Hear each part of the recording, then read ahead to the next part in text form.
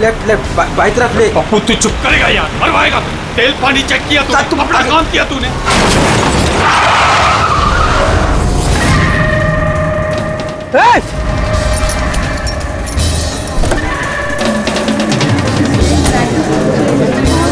तेरी तो क्या किया तूने? पी के गाड़ी चला रहा है क्या सुबह सुबह में? अंधा है क्या? दिखा नहीं? ये अंदर बैठ के क्या देख रहा है मुझे? बाहर निकल निकल। ये देख क्या किया तूने? ये क्या किया? सर सॉरी सर, गलती हो गई। इतना बड़ा गाड़ी देखा नहीं तूने? अरे ठोक दिया।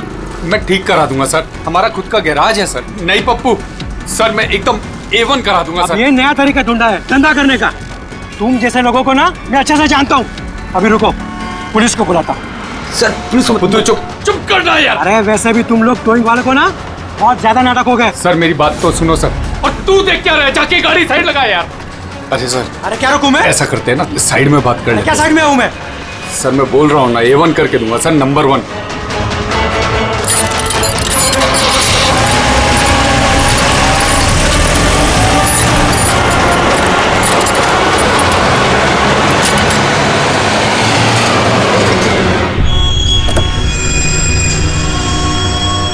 बोलो अभी क्या बात कर रही है? सर मैं आपको जुबान देता हूँ सर, आप मेरे गैराज आ जाओ, मेरा लड़का एकदम नंबर 1 करके देगा आपको गाड़ी। आप मेरा एड्रेस लो, खर्चे पानी की बिल्कुल चिंता नहीं। एड्रेस दो। लिखो सर, लिखो लिखो। एड्रेस लिखो लिखो लिखो। हाँ जी जी जी। भगा गाड़ी, भगा। अरे गाड़ी भी छोड़ के गए। किसकी गाड़ी है रे? बीच रोड पे लगा के गया है। किसकी गाड़ी है ये? कहाँ है इसका ड्राइवर? टोइंग वाला इसे छोड़ के भाग गया। मेरी गाड़ी को उसने ठोका। वो तो अच्छा हुआ मैंने उसका फोटो ले लिया है। क्या यार, अभी गाड़ी कैसे निकालूंगा मैं इधर से? ऑफिस जाने के लिए भी लेट हो रहा है मुझे। अरे इस गाड़ी में तो लाश है। लाश?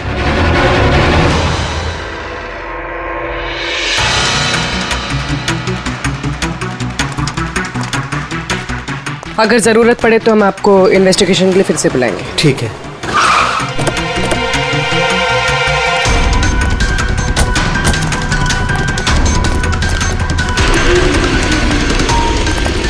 क्या पता चला? सर क्राउड की स्टेटमेंट्स ले लिए। ट्रक पे जिप जैक टोइंग और रिकवरी लिखा हुआ था। ये ट्रक के नंबर प्लेट का फोटो। सर ये गाड़ी स्टार्ट नहीं हो रही है, इंजन खराब तो है इसका। सर क्राउड से किसी ने उस टोइंग ड्राइवर को बोलते हुए सुना था कि उसका अपना खुद का गैरेज है, वो गाड़ी गैराज ले जा रहा है। बॉडी चेक किया? हाँ सर। सर सिर पे एक ये गहरी चोट है। लगता है किसी ने वजनदार चीज जोर से दे मारी है। एक ही झटके में खत्म। और कहीं फिलहाल तो कोई चोट नजर नहीं आ रही। बॉडी अभी तक सड़ी नहीं है। 24 घंटे से ज्यादा नहीं हुए इसकी मौत हुए। कोई आईडी वगैरह? नहीं सर, कोई आईडी नहीं है। तो ये कोई फॉरेनर ही है। सर। आप कहें तो फॉरेन एम्बेसीज में इसकी फोटो भेज देते हैं, शायद कोई आइडेंटिफिकेशन मिल जाए। इसमें बहुत टाइम लगेगा पूर्वी। एक काम करते हैं, बॉडी को फॉरेंसिक लैब भिजवाते हैं और वो टोइंग वैन वाला और इस गाड़ी का जो ओनर है उसका पता लगाते हैं। जो गाड़ी वो टोइंग वाले छोड़ के भागे थे, उस गाड़ी के मालिक का पता चल गया। कोई हिरन नाम का आदमी है। बात हुई उससे? हाँ सर, बोल रहा था कि उसकी गाड़ी कल रात और आज सुबह के बीच चोरी हो गई थी। उसने आज सुबह लोकल पुलिस स्टेशन में रिपोर्ट भी लिखवाई है। अब मैंने चेक कर लिया। जब गाड़ी वहाँ मिली तब वो कहाँ पर था? ऑफिस में। सर मैंने आई विटनेस से बात कर ली है, शायद वो सच बोल रहा होगा। और वो टोइंग ट्रक वाला, उसके बारे में क्या पता चला? अरे सर उसका लाइसेंस नंबर और नाम दोनों नकली है। जिप जैप नाम की कोई कंपनी है ही नहीं। शायद उसने किसी और नाम से रजिस्टर की हो। एक काम करो, यहाँ पे जितने भी टोइंग कंपनीज हैं उन सब की पूरी डिटेल्स निकलवाओ।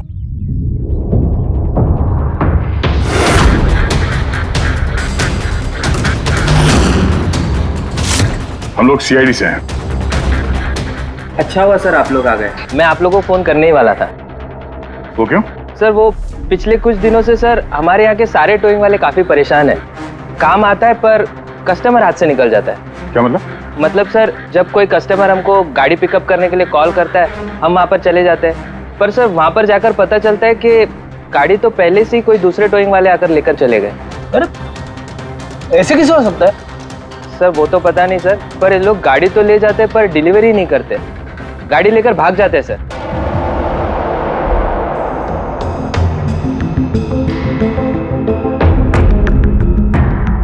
इसकी मौत 18 से 24 घंटे के बीच हुई है, बॉडी अभी तक अकड़ी नहीं है। इस बात का अंदाजा तो दया ने लगा ही लिया था। कुछ और पता चला हो तो बताइए। भाई साहब, एक तो किस्मत बहुत अच्छी है तुम्हारी कि तुम्हारे साथ डॉक्टर सालुक है, और दूसरा ये देखो। ये क्या? ये इसके हाथ पे से मिला है फिंगरप्रिंट। किसके? ये ऑब्वियसली जिसने पकड़ा होगा उसके होंगे नहीं आप? मतलब फिंगरप्रिंट्स अभी भी बिल्कुल फ्रेश हैं, मिटे नहीं हैं। सर ये बहुत अच्छी लीड दे दी आपने। दे दी ना? तो एक काम करो, इस लीड को लेकर के जाओ और पता करो ये फिंगरप्रिंट्स आखिर हैं किसके। तब तक मैं इसकी ऑटोप्सी कर लेता हूँ। सर मैं ये फिंगरप्रिंट्स अपने क्रिमिनल डेटाबेस में मैच करके देखती हूँ। सर। आप पूर्वी? सर फिंगरप्रिंट्स का मैच मिल गया।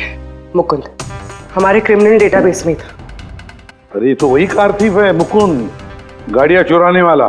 काफी बार जेल भी जा चुका है इसके लिए। यही है सर। सर वहां पे जो क्राउड था उनमें से कुछ लोगों ने टोइंग वालों को करीब से देखा था सर, और उनकी मदद से ये 2 स्केचेस बनवाए मैंने। तो मुकुंद है? बिल्कुल। अपना प्रमोशन कर लिया इसने, चोर से सीधा मर्डरर। अभिजीत हो ना हो, इस मुकुंद ने ही इस औरत को मारकर उसकी बॉडी को किसी बंद गाड़ी की डिक्की में रखा। और सर वही उस कार को टो करके ले जा रहा था। सर पूछताछ किया तो पता चला कि जिप-जैप टोइंग जैसे नकली टोइंग कंपनीज पिछले कुछ दिनों में टोइंग के नाम पे गाड़ियों की चोरी कर रही है सर। और हो ना हो ये मुकुंद इस सब में शामिल है। लेकिन सर हमारे पास कोई सबूत नहीं है इसके खिलाफ। एग्जैक्टली सर, अब हम इसे पकड़ेंगे कैसे?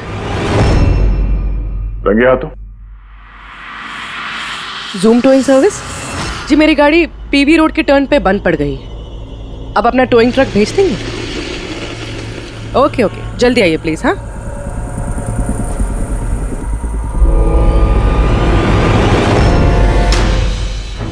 अभी आज इतना बड़ा कांड किया इस मुकुंद ने, इतनी जल्दी दोबारा आएगा कि नहीं? वही तो पता चलेगा कि वो कहीं पे बैठ के आराम कर रहा है और हम लोग यहाँ धूप में बैठे बैठे उसका इंतजार कर रहे हैं।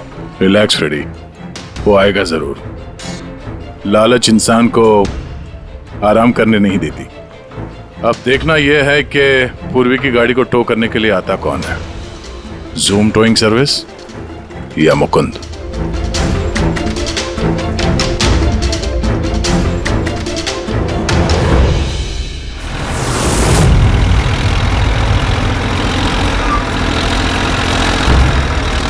ये तो जूम वाला ही आ गया। एक्चुअली गाड़ी स्टार्ट हो गई है, आप जा सकते हैं। Thank you so much.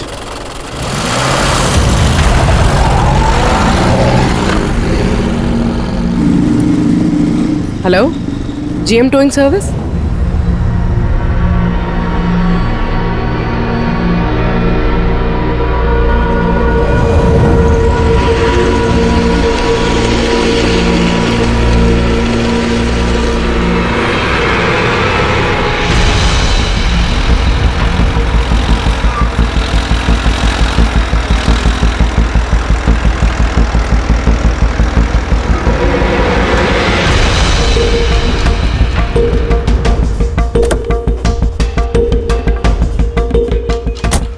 Madam? जी मैंने जीएम टोइंग सर्विस में फ़ोन किया था। ये तो स्पीड है।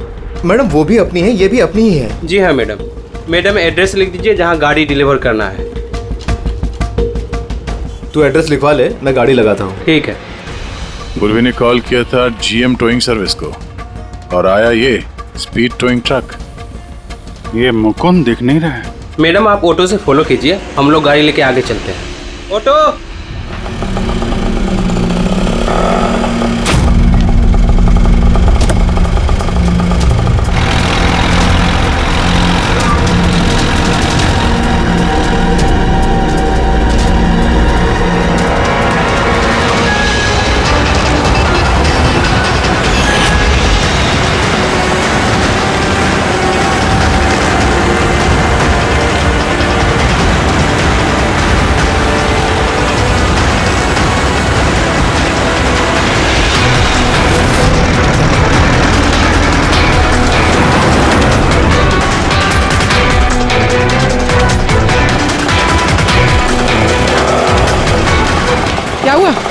पता नहीं मैडम ये गाड़ी क्यों बंद हो गई। कितना टाइम लगेगा? पता नहीं मैडम, मैं इंजन चेक करके बताता हूँ।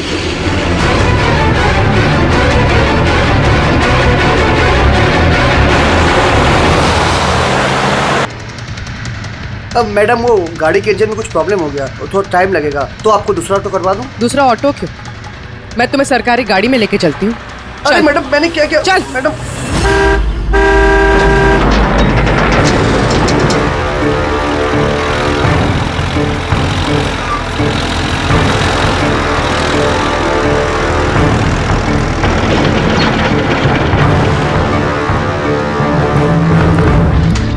ले आया उस्ताद। अरे वाह मास्टर, गाड़ी तो बहुत बढ़िया है। गाड़ी लाने में कोई दिक्कत तो नहीं हुई? अरे अपन के होते हुए दिक्कत क्या हो सकती है उस्ताद। हाँ, बड़ा हाई फाई लड़की थी, जबरदस्त। अच्छा, अपना वक्त पे आ गया ऑटो वाला भी, वो लेकर निकल गया, अपन भी क्लियर आ गए, है ना? और नहीं तो क्या भाई। आप कौन? मैडम ने यहाँ का एड्रेस दिया था। एड्रेस? आप लोग कौन है? सीआईडी। चलो अब तुम सबको तुम्हारी असली जगह पे ले जाते हैं। चल।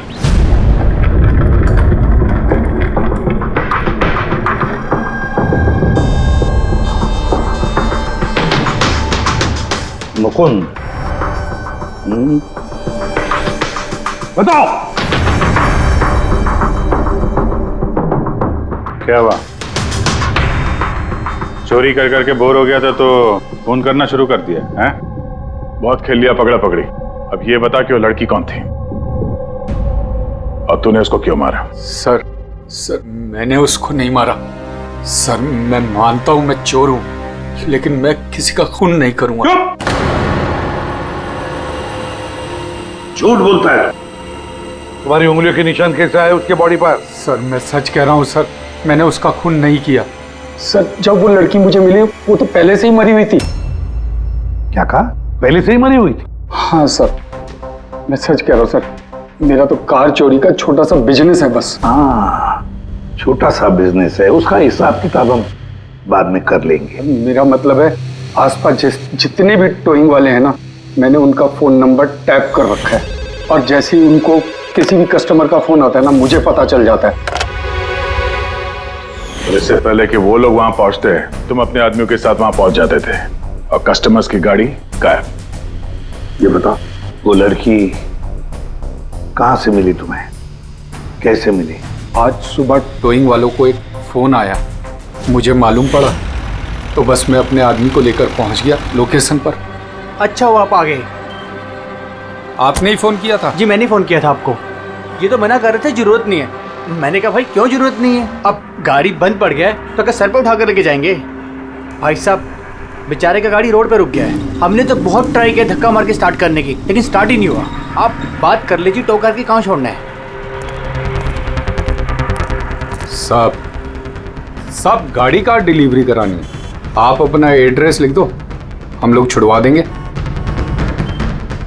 सर बड़ा ही कोई अजीब सा एक एड्रेस उसने लिख कर दिया था, शहर से दूर कहीं कोने में। मैंने पूछा नहीं क्योंकि मुझे लगा मुझे वैसे भी कौन सी वहां गाड़ी लेकर जानी है। रिक्शा साहब, हम लोग आपकी गाड़ी लेकर आगे चलते हैं, आप ऑटो में बैठ के पीछे से आओ। रिक्शा वाला हमारा ही आदमी था, उसको मालूम था क्या करना है। कस्टमर को रिक्शा में लेके बैठने था और किसी सुनसान जगह पर जाकर पहुंचा देना है और रिक्शा रोक देना है। अगर कुछ पूछे तो बोलने का है कि रिक्शा में कोई प्रॉब्लम है, और जब तक हम गाड़ी लेकर दूर ना पहुंच जाएं तब तक रिक्शा स्टार्ट नहीं करना, ताकि कस्टमर हमें पकड़ ना पाए। और फिर जैसे ही हम गैरेज पहुंचे,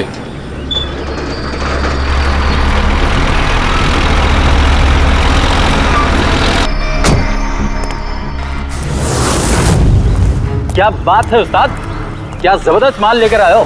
गाड़ी तो मास्टर मक्खन है, गाड़ी के अंजर पंजर करो अलग, किसी को पता नहीं चलना चाहिए भाई। उस्ताद जी कौन है? अबे क्या हुआ पप्पू? भाई ये तो मरी हुई लड़की है, डेड बॉडी है उस्ताद। तेरी ये लड़की इस गाड़ी में कहां से आ गई?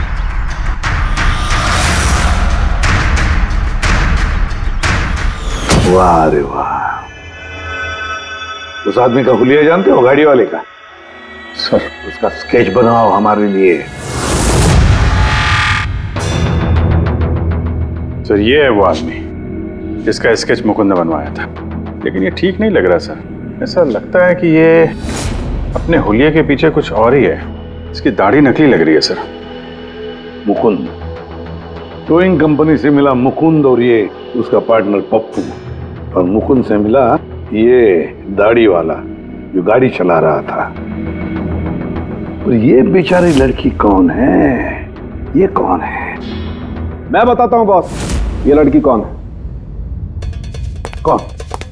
इसका नाम है एना पाओलो, और इस लड़की के बारे में बहुत ही खास जानकारी मिली है। हाँ। ये बॉस, ये इस लड़की के पैरों का एक्सरे है, और इसकी उंगलियों को जरा गौर से देखो। नो ऑफेंस सर, ये थोड़ी टेढ़ी मेढ़ी नहीं है? एग्जैक्टली, इसकी टोज डिफॉर्म्ड है, और मेडिकल टर्मिनोलॉजी में इसे बनियंस कहते हैं। और ये बुनियंस होते क्यों हैं? भैया, बहुत ही टाइट नुकीले जूते पहनने की वजह से। ऐसे जूते जिसमें उंगलियों को जरा भी जगह नहीं मिलती, और उंगलियां एक दूसरे पर चढ़कर सिकुड़ जाती हैं, दब जाती हैं। पैरों का अंगूठा बाकी उंगलियों को दबा देता है, जिसकी वजह से अंगूठे का जॉइंट यानी मेटाटार्सोफेरेनियल जॉइंट इस तरह से टेढ़ा हो जाता है। ऐसी क्या मजबूरी है सर कि ये शूज पहनना कंपलसरी है? प्रोफेशनल मजबूरी, अपने काम की मजबूरी की वजह से। जैसे कि बैले डांसर्स को ऐसे ही जूते पहनने पड़ते हैं, उन्हें अपनी टोज पर ही डांस करना होता है। बैले डांसर, तो अंगूठे पे हद से ज्यादा प्रेशर पड़ने की वजह से ऐसा होता है। एग्जैक्टली दया। और एक बैले डांसर को कम से कम 5-6 घंटे तो ऐसे जूते पहनने ही पड़ते हैं, इसीलिए बैले डांसर्स में ये बनियन काफी कॉमन होता है। शायद ये है ना भी बैले डांसर थी। ऑटोप्सी में और क्या मिला? चीक इम्प्लांट्स। अब ये नया क्या है? कॉस्मेटिक सर्जरी का एक हिस्सा होता है, ज़्यादातर सेलिब्रिटीज इसे इस्तेमाल करते हैं। अगर किसी को अपने किसी बॉडी पार्ट को एनहांस करना होता है, थोड़ा बड़ा या प्रोमिनेंट दिखाना होता है अच्छा दिखने के लिए, तो वो उस हिस्से में ऐसा इम्प्लांट डालते हैं। कुछ भी, जैसे चीक्स, चिन, हिप्स, कोई भी पार्ट। मतलब उसने अपने गालों में इम्प्लांट किया था? हाँ ब्रेडी, और इसी इम्प्लांट की वजह से मुझे इस लड़की की जानकारी मिली। बॉस, हर इम्प्लांट में एक खास सीरियल नंबर होता है, और जब मैंने इस लड़की के इम्प्लांट का सीरियल नंबर पता किया और जानकारी की, तो इसका नंबर जाकर के मिला रशिया में, मॉस्को में। वहां पर एक प्लास्टिक सर्जन कुद्नेत्सोव से इसने अपना इम्प्लांट करवाया था। उन्होंने मुझे कुछ और भी जानकारी दी। ये देखिए सर, ये इमेज है चीक इम्प्लांट के पहले का, और ये वाला इम्प्लांट के बाद का। और बॉस, एक खास बात, हर पेशेंट को अपने इम्प्लांट के लिए कम से कम साल में एक बार अपने प्लास्टिक सर्जन से जरूर मिलना पड़ता है। और हैरानी की बात यह है कि ये लड़की है ना, अपने सर्जन से पिछले 5 साल में एक बार भी नहीं मिली। अच्छा अभिजीत, अगर यह है ना पिछले 5 सालों से अपने डॉक्टर से मिली ही नहीं रशिया में, तो इसका एक ही मतलब हो सकता है हैना इंडिया में ही थी। और अगर हैना पिछले 5 सालों से इंडिया में थी, तो फिर वो जरूर किसी ना किसी वीजा पर यहाँ आई थी। अभिजीत, फॉरेन रीजनल रजिस्ट्रेशन में से जाकर पता लगा कि हैना कौन सी वीजा पर यहाँ आई थी। स्टूडेंट वीजा पे, टूरिस्ट वीजा पे, डिप्लोमेटिक वीजा पे, या और कौन से वीजा पे। और ये भी पता लगा कि क्या उसने रेसिडेंसी के लिए रिक्वेस्ट भी किया था क्या, है ना? सर। हाँ पूरी। सर, मैंने एना पावलोव के नाम से इंटरनेट सर्च किया तो भर के आर्टिकल्स आ गए। मोस्टली सारे आर्टिकल्स 4-5 साल पुराने। आर्टिकल्स? क्या लिखा क्या है आर्टिकल में? सर, लिखा है कि एना मॉस्को की फेमस बैले डांसर थी, जिसकी मौत अपनी ही गाड़ी में आग लगने से हो गई। क्या? सर ऐसा कैसे हो सकता है? वो तो यहाँ घूम रही थी। नहीं अभिजीत, बहुत बड़ी गड़बड़ है ये, गड़बड़ है। सर, पुलिस को एना की जली हुई गाड़ी से उसके बोन्स मिले, और पुलिस ने उसके बॉयफ्रेंड को भी अरेस्ट किया था मर्डर चार्जेस पे। एना को उसके बॉयफ्रेंड ने मारा था? हाँ सर, उसका बॉयफ्रेंड रशियन माफिया से मिला हुआ था। पुलिस काफी सालों से उसके पीछे पड़ी थी, लेकिन उन्हें कोई सबूत नहीं मिल रहा था। लेकिन इस केस में उन्हें सबूत भी मिल गया। सर, एना की गाड़ी में आग लगना, उसका एक्सीडेंट होना, उसके बॉयफ्रेंड का प्लान था। पुलिस ने उसे उसकी पूरी गैंग के साथ अरेस्ट किया है। ऐसा हो ही नहीं सकता सर, ऐना की लाश तो हमारे पास है यहाँ पे। सर, एक इंसान 2 बार कैसे मर सकता है? वही तो 2 बार कैसे मर सकता है? नहीं, ये 5 साल पहले जो हैना की मौत हुई है ना, यहीं पर गड़बड़ है, बहुत बड़ी गड़बड़ है ये। इस रशियन कॉन्सुलेट से पता लगाना पड़ेगा कि हैना इंडिया आई कब और कैसे। एना पाव्लोव का बॉयफ्रेंड रशियन माफिया से मिला हुआ था। एना ने अपने बॉयफ्रेंड के खिलाफ सारे सबूत पुलिस को दे दिए थे। एना की जान को खतरा था, इसलिए पुलिस ने एना के मर्डर का झूठी खबर मीडिया में फैला दी और उसको रशिया से बाहर भेज दिया, एक नई पहचान और नए नाम के साथ, नटालिया। तो हैना यहाँ पे नटालिया बन के रह रही थी। नटालिया इंडिया 5 साल पहले आई थी और वो यहाँ फिल्मों में बैकग्राउंड डांसर का काम कर रही है। कर रही थी। मैं जितना जानता हूँ उतना आपको बता चुका हूँ। Thank you. इस नटालिया का एड्रेस होगा आपके पास? हाँ पंकज, क्या पता चला नटालिया के एड्रेस पे? सर, नतालिया तो उस घर से 2 साल पहले ही निकल गई थी, कहीं दूसरी जगह जाके रह रही थी। 2 साल पहले ही निकल गई वहां से? किस एड्रेस पे? सर, उसने दूसरा एड्रेस तो किसी को भी नहीं दिया। अरे यार, अब वो जहाँ पे काम करती थी उसके बारे में कुछ पता चला? सर, हर फॉरेन आर्टिस्ट का एक एजेंट होता है। एना का एजेंट मुरली कुमार था सर। रशिया और यूक्रेन से जितने भी बैकग्राउंड डांसर्स इंडिया आते हैं वो मोस्टली मुरली लेकर आता है। अरे ठीक है यार, उसका एड्रेस मिला क्या ये बताओ। हाँ सर, उसके ऑफिस का एड्रेस अभी आपको भेजता हूँ। हाँ, वो एड्रेस फटाफट भेजो। ओके। व्हाट? ओ गॉड, कब हुआ ये? करीब 24 घंटे पहले। This is shocking. लेकिन नतालिया को क्यों मारेगा कोई? She was such a nice girl. मेरे साथ 5 साल से काम कर रही है वो। She is one of my best dancers. आपसे उसने कभी कोई बात की थी अपनी किसी परेशानी के बारे में? नहीं, ऐसा कुछ नहीं, लेकिन पिछले 2 हफ्तों से काफी परेशान दिख रही थी वो। मेरे कुछ डांसर्स अभी हैदराबाद गए शूट के लिए और नतालिया ने उस शूट से जाने से भी इनकार कर दिया। आई डोंट नो व्हाई, क्योंकि नॉर्मली नतालिया काम से ना नहीं करती। इतने सालों से नतालिया यहाँ पे थी तो किसी से तो अपनी प्रॉब्लम शेयर करती होगी, कोई करीबी, कोई दोस्त। उसकी रूममेट सोफिया, काफी अच्छे दोस्त हैं वो, शायद उसे कुछ पता होगा। आपने और कुछ नोटिस किया पिछले कुछ दिनों में? कुछ दिन पहले मुझे गोवा से एक फोन आया था एक आदमी का, काफी हेवी रशियन एक्सेंट था उसका। नतालिया के लिए पूछ रहा था और यही बात बताने के लिए मैंने नतालिया को फोन भी किया, लेकिन उसका फोन लगा नहीं। कौन था वो आदमी, कुछ मालूम है उसके बारे में? क्या नाम था उसका? अलेक्जेंडर। Yes, Alexander. उसने कभी पहले भी बात की थी आपसे? नो। इस नटालिया का एड्रेस ले लो जरा। नटालिया का एड्रेस देंगे? श्योर। पंकज, जरा रशियन एम्बेसी से पता करो कोई अलेक्जेंडर नाम का आदमी इंडिया है क्या? कहाँ रहता है, कब आया, उसकी पूरी डिटेल्स निकालो।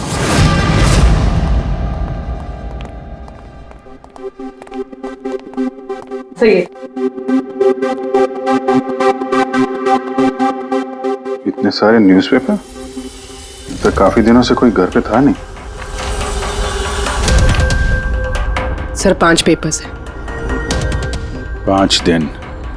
तो मरने से 4-5 दिन पहले ये नतालिया घर में थी नहीं, कहाँ थी? सर हो सकता है वो अलेक्जेंडर और उसके रशियन बॉयफ्रेंड के डर से कहीं जाकर छुप गई हो।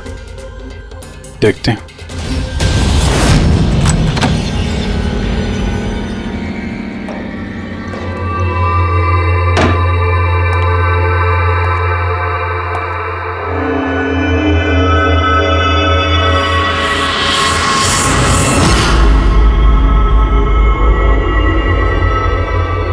सारी चीज अपनी जगह पे है, कहीं कुछ हाथापाई के निशान दिख नहीं रहे। ऐसा लगता नहीं है कि नतालिया का खून यहां पे हुआ है।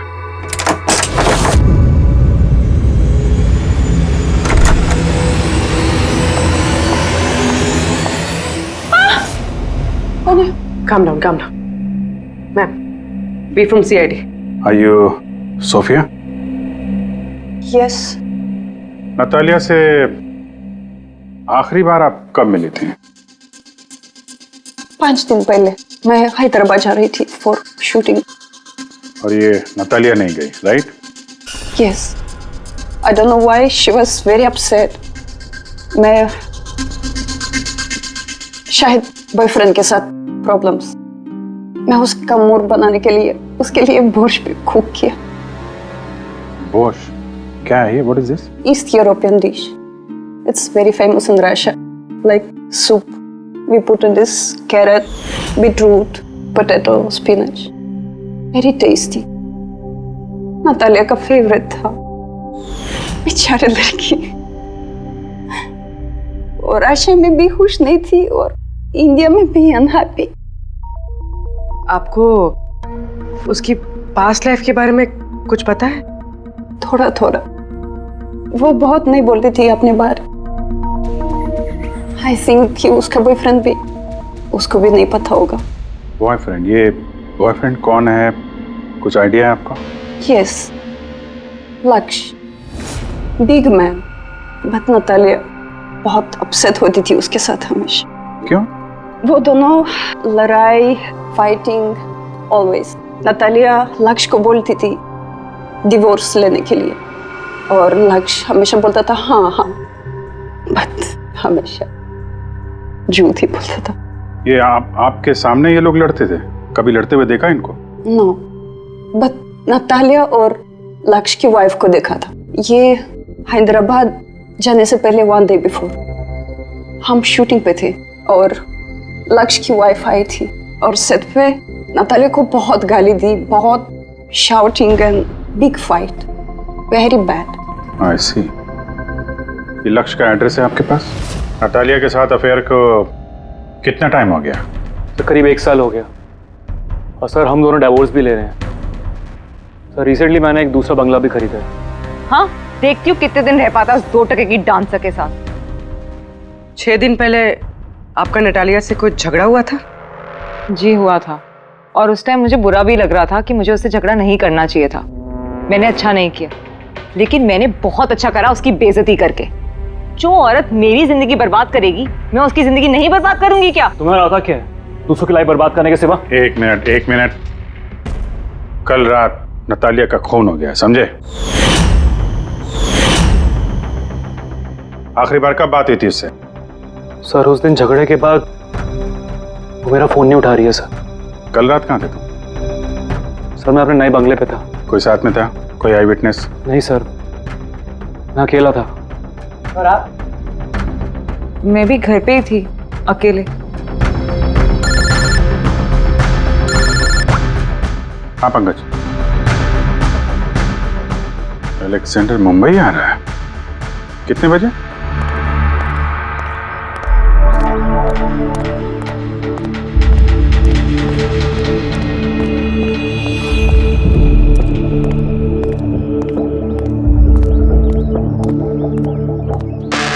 Alexander? Yes. CID. Okay. How do you know Natalia? Why are you looking for her? You work for Russian mafia? Why did you kill her? What? Anna मर गई? हिंदी बोला? Very sad. I'm a police officer, Russian Police Department. This is my ID. अलग-अलग language में learn करना, उसमें बात करना, it's part of my job. But है ना, कैसे और कब? 24 घंटे पहले एना का कोई रशियन बॉयफ्रेंड था? कुछ जानते हैं उसके बारे में आप? यस, एना का केस मैं ही हैंडल कर रहा था। एना को नटालिया नाम मैंने ही दिया था। उसकी सेफ्टी के लिए कंटिन्यूस उसके साथ था। आई सी। आपको हमारे साथ ब्यूरो चलना पड़ेगा। एना पाउलो, 6 दिन पहले लक्ष्य की बीवी के साथ उसका झगड़ा हुआ। 5 दिन पहले उसने सोफिया के साथ कुछ खाना खाया और शाम को अलेक्जेंडर से मिली, और फिर 1 दिन पहले उसकी मौत हो गई। अब पता लगाना ये है कि बीच की जो 5 दिन हैं, वो 5 दिनों में वो कहाँ थी? ना उसे किसी ने देखा, ना वो किससे मिली। सर शायद खूनी ने उसे किडनैप कर लिया होगा। ऐना के फोन रिकॉर्ड चेक किए? हाँ सर। सर 5 दिन पहले ना ऐना ने किसी को कॉल किया ना उसे किसी का कॉल आया। आखिरी लोकेशन भी ट्रेस नहीं हुई। सर 5 दिन पहले की लोकेशन उसके घर के पास के टावर की है। ये कैसे हो सकता है? किसी से तो मिली होगी, किसी से तो बात की होगी, खाना वाना तो खाया होगा।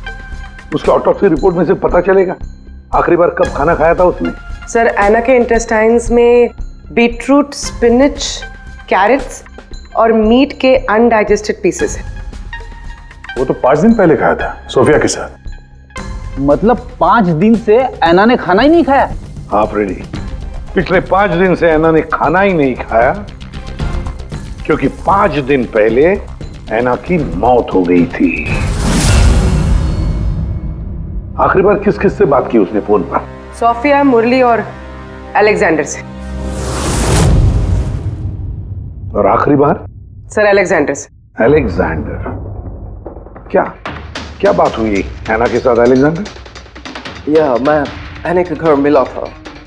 मैंने उसको बोला था कि तुम्हारी अब लाइफ डेंजर नहीं है, तुम रशिया वापस जा सकते हो। Really? Yes. I'm free. Yeah. मैंने फिर से बोला उसको कि तुम मेरे साथ चलो रशिया। तो फिर ऐना ने तुम्हें फोन किया? या किया था।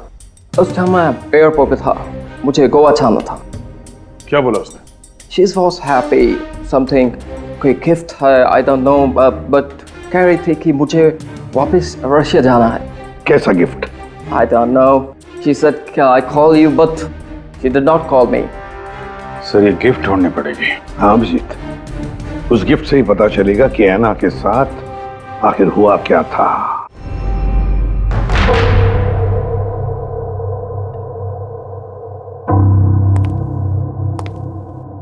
आपने कुछ अलग देखा? Like, did you see something different?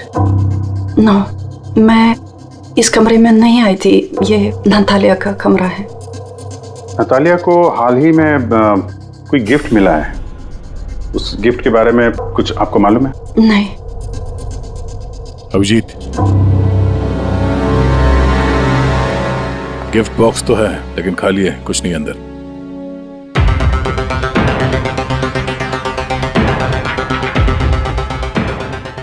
इस गिफ्ट बॉक्स में क्या आया था? Sir, I have no idea. इस कमरे में कुछ ऐसा है जिसे देख के नतालिया को रशिया याद आया था। रशिया? हाँ, एक्चुअली उसकी कुछ फेवरेट मात्रोश्का की सुवेनियर्स है रशिया से। ये नया लग रहा है, मैंने नहीं देखा पहले।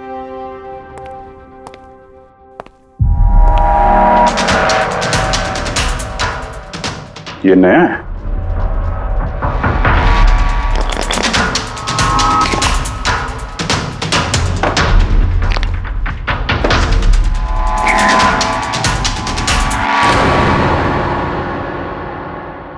चाबी। ये चाबी के बारे में आप कुछ जानती हैं? नहीं सर, ये घर का नहीं लगता है। स्टॉल में ये चाबी छुपा के रखी। किस चीज की चाबी हो सकती है? JMW, ये तो इंडियन कंपनी है। पंकज, ये जो सीरियल नंबर है ना, इससे इस JMW कंपनी से पता लगाओ किसको ये चाबी दी है उन लोगों ने। सर JMW कंपनी ने बताया कि इस सीरियल नंबर वाले ताले चाबी का सेट जय हार्डवेयर को बेचा था और जय हार्डवेयर से पता चला है कि ये ऑर्डर इस बंगलो से आया था। जिसने ऑर्डर किया था उसकी डिटेल मिली? नहीं सर, यहाँ पे जो कारपेंटर काम कर रहा था उसने ऑर्डर किया था। बंगले का मालिक कौन है ये तो उसे भी नहीं पता। नया बंगलो लगता है।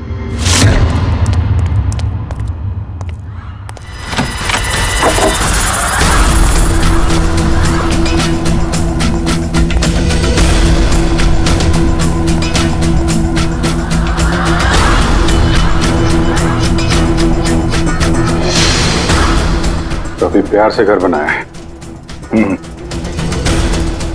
पूरा घर छान मारो, देखो क्या मिलता है।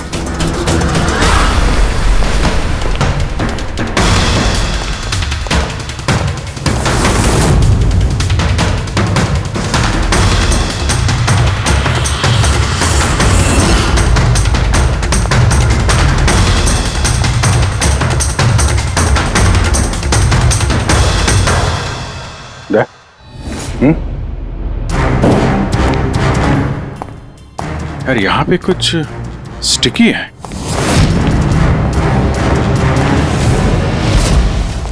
सर बाथरूम में कोई है, मालिक ही होगा।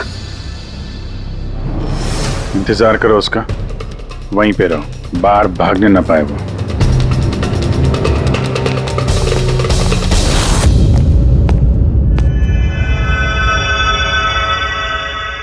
लुमिनॉल टेस्ट करते हैं।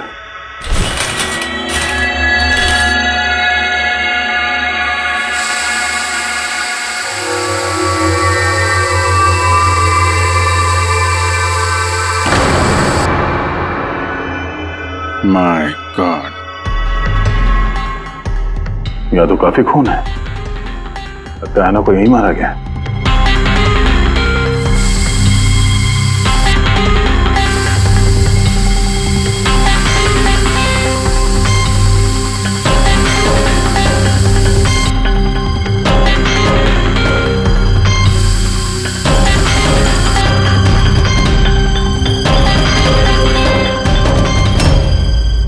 सर ये ट्रेन तो फ्रिज की तरफ जा रहा है।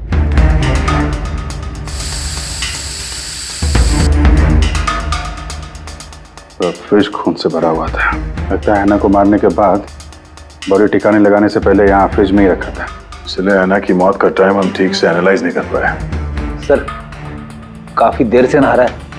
चलो देखते हैं जरा।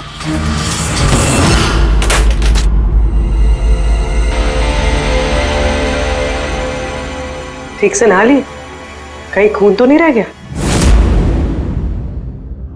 नतालिया शादी करके घर बसाना चाहती थी, खुद का घर लेना चाहती थी। मैंने सोचा अगर लक्ष्य से पहले अगर मैं उसे ये सारे आयशो आराम दे दूं, शायद वो मेरी हो जाए। इसीलिए ये घर खरीदा मैंने उसके लिए। It was a gift. और घर की चाबी एक रशियन डॉल के अंदर डाल के उसके दरवाजे के बाहर छोड़ दी। हाँ, उस रात मैंने उसे अपने घर बुलाया। मत जाओ, डोंट गो प्लीज। क्यों? तालिया ये घर तुम्हारा है, तुम्हारे लिए खरीदा है मैंने। A gift from me to you. Nara, yeah, but why? Natalia, I love you. Will you marry me? Stop, say it, please. You're like my father, Jesse ho.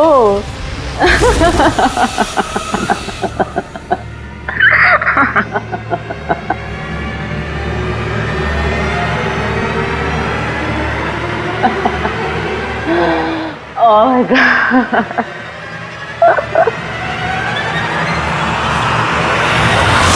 सचमुच उसे मारना नहीं चाहता था, प्यार करता था मैं उससे, लेकिन तुम अपने गुस्से पे कंट्रोल नहीं कर पाए। सर मुझे समझ में नहीं आ रहा था क्या करूं। सबसे पहले नतालिया की बॉडी को फ्रिज में डाला ताकि आसपास में किसी को बदबू ना आए। फिर 5 दिन बाद हमारी शूटिंग्स के कॉस्ट्यूम बॉक्स में से नकली दाढ़ी मूंछ निकाली और अपना हुलिया बदला। फिर किसी लोकल चोर को पैसे देकर एक गाड़ी खुलवाई और नतालिया की लाश को उसकी डिक्की में डाला। सोचा बॉडी शहर से कहीं दूर ले जाकर डंप कर दूंगा और किसी को पता तक नहीं चलेगा।